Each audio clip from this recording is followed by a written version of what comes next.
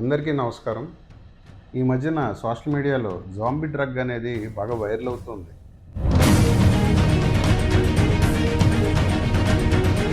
ఈ zombie drug ఏంటి? జైలజైన్.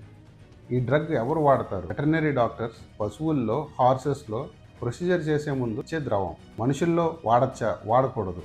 కానీ ఎందుకు వాడకంలోకి వచ్చింది? ఈ మధ్యన డ్రగ్స్ మహమ్మారి మన భారతదేశంలో, మన రాష్ట్రంలో చాలా చోట్ల కనపడతా ఉంది. కొకైన్, హెరాయిన్, ఫెంటనిల్ లాంటి ద్రవాలు ఈ మధ్యన యువత చాలామంది బానిసలవుతున్నారు. అవన్నీ కాస్ట్లీ. కాబట్టి దళారులు చీప్గా ఈ జైలజైన్ అనే ఇంజెక్షన్ని కొకైన్, హెరాయిన్, ఫెంటనిల్తో కలిపి మిక్స్ చేసి అడల్టరేట్ చేస్తున్నారు.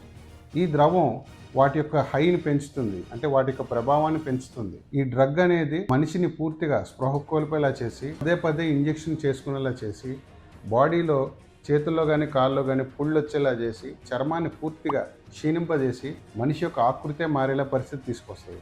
మనం ఎప్పుడైనా మన పరిసరాల్లో ఎక్కడైనా ఒక వ్యక్తి పూర్తిగా తన సోయిలో లేకపోవటం, నుంచుని ఉండిపోవటం, లేదా పడుకొని పలకకుండా ఉండటం ఇలాంటివి ఉంటే ఫోటోలు, వీడియోలు తీసి సోషల్ మీడియాలో పోస్ట్ చేయడం కాదు, మీరు దగ్గరున్న గవర్నమెంట్ హాస్పిటల్కి కానీ ప్రైవేట్ హాస్పిటల్ కానీ తీసుకెళ్ళాలి.